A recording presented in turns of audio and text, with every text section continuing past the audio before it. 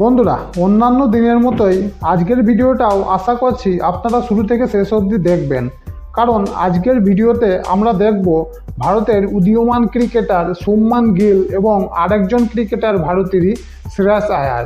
এই দুজন ক্রিকেটারের মধ্যে কম্প্যারিজন, টেস্ট ক্রিকেট, ওয়ানডে, টি-20 এবং আইপিএলের তাদের স্ট্যাটস কম্পেয়ার করে দেখব। আসুন শুরু করা যাক আজকের ভিডিও। প্রথমে যদি আমরা ম্যাচ এবং ইনিংসে দেখি টেস্ট ক্রিকেটে, তাহলে দুটোতেই এগিয়ে রয়েছে শুভমান গিল। তাই এক্ষেত্রে রানের দিক দিয়েও এগিয়ে থাকবে, এটাই স্বাভাবিক। কিন্তু আমরা অনেক সময় কম্পেয়ার করার সময় দেখি যে কোনো ক্রিকেটারের রান বেশি, তখন আমরা ধরে নিই যে সেই ক্রিকেটার ভালো। কিন্তু আমরা যদি এখানে দেখি, তুলনামূলক শ্রেয়াস আয়ার অনেক ম্যাচ কম খেলেছেন, তাই রান তার এক্ষেত্রে কম হবেই, এটা একটা স্বাভাবিক বিষয়। আমরা যে কোনো ক্রিকেটারের সঙ্গে যখন তুলনা করি বা কম্পেয়ার করি, তখন আমরা যেটা দেখি সেটা হচ্ছে অ্যাভারেজ। অ্যাভারেজ যে ক্রিকেটারের সব থেকে বেশি হয়, আমরা ধরে নিই যে সেই ক্রিকেটার ট্যালেন্টের দিক থেকে অনেকটা এগিয়ে। আমরা যদি টেস্ট ক্রিকেটে অ্যাভারেজ দেখি, তাহলে অ্যাভারেজে আমরা দেখলাম শ্রেয়াস আয়ার কিন্তু এক রান হলেও এগিয়ে রয়েছে। তবে কখনোই এটা দেখে কোনো প্লেয়ারকে বিচার করা উচিত নয়, কারণ একজন ক্রিকেটার যখন ইন্টারন্যাশনাল লেভেলে ক্রিকেট খেলছে, তখন তাদের বিষয়ে আমাদের কোনো কথাবার্তা বলাই একরকম উচিত নয়। কারণ আমরা গ্রামে গঞ্জে খেলে তাই আমরা ডিস্ট্রিক্ট লেভেল অবধি পৌঁছতে পারি না।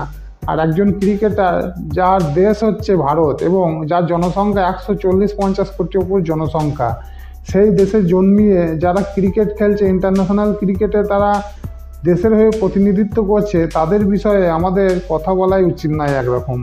তবুও আমরা তাদের ক্রিকেটের স্ট্যাটস দেখে আমরা মাঝে মাঝে তর্ক বিতর্ক করি, এটুকুনি ঠিক আছে। আমাদের তাদের ক্রিকেটের সম্পর্কে জ্ঞান দেওয়া বা তাদের ক্রিকেট খারাপ ভালো বিচার করার ক্ষমতা আমাদের নেই। আমরা যদি ওয়ানডে ক্রিকেটে দেখি, ওয়ানডে ক্রিকেটে কিন্তু শুভমান গিল অনেকটা এগিয়ে রয়েছে শ্রেয়াস আয়ারের থেকে, কারণ 60 অ্যাভারেজ রয়েছে শুভমান গিলের। আর শ্রেয়াস আয়ারও খারাপ নয়, তবে গিলের তুলনায় অনেকটা ছোট হয়ে গেছে। আর বর্তমানে আমরা দেখতে পাচ্ছি ইংল্যান্ডের সিরিজে যেটা দেখলাম, এখানে শুভমান গিল কিন্তু খুব সুন্দর ফর্মে রয়েছে।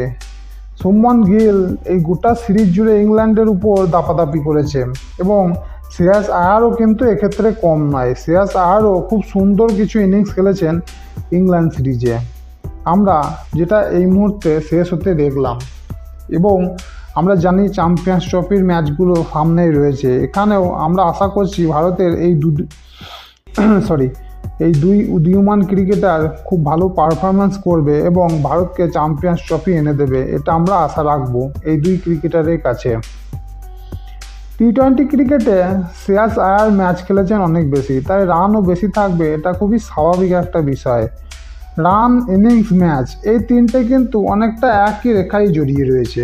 যার ম্যাচ ইনিংস বেশি হবে, অবশ্যই তার রান তো বেশি হবেই, এটা একটা স্বাভাবিক, যেহেতু দুজনই একজন ব্যাটসম্যান। তবে শ্রেয়াস আয়ার যেহেতু মিডল অর্ডারের ব্যাটসম্যান, তাই এক্ষেত্রে রান কিছুটা হলেও কম হতে পারে। তবে অ্যাভারেজ যদি দেখি, দুজনেই মোটামুটি সমান প্লেয়ার এবং স্ট্রাইক রেটও প্রায় 135 থেকে 40-এর মধ্যে দুজনারই। তাই টি-20 ক্রিকেট খুব একটা খারাপ খেলে এটা বলা যাবে না। তবে ভারতের এই মুহূর্তে যে ধরনের টিম তৈরি করেছে গৌতম গম্ভীর আসার পর থেকে, তাতে আমার মনে হয় না যে শুভমান গিল এবং শ্রেয়াস আয়ার দুজনের মধ্যে কেউ খুব সহজে চান্স পাবে। কারণ একটা ডিস্ট্রাকটিভ টিম তৈরি করেছে গৌতম গম্ভীর, যেখানে প্রত্যেকটা ক্রিকেটারই 200 স্ট্রাইক রেটে খেলার প্লেয়ার। তাই আমরা টি-20 ক্রিকেটে দেখেছি, ভবিষ্যতে দেখব, এটাই আশা করছি যে প্রায় প্রত্যেকটা ম্যাচে 200-র ওপর রান হবে টি-20 ক্রিকেটে ভারতের খেলাগুলোতে। এবং সেই ধরনের খেলা কিন্তু ইন্ডিয়া এই মুহূর্তে করছে। টি-20 ক্রিকেটের দেখার মতো টেস্ট খুব একটা নেই দুই ক্রিকেটারে, তবে আইপিএলে প্রচুর ম্যাচ খেলেছে দুই ক্রিকেটারই এবং দুজনই এখনও পর্যন্ত ক্যাপ্টেন। গুজরাট টাইটান্সের ক্যাপ্টেন শুভমান গিল এবং পাঞ্জাবের ক্যাপ্টেন হবে শ্রেয়াস আয়ার, যিনি কলকাতা নাইট রাইডার্সের ক্যাপ্টেন ছিলেন গতবার।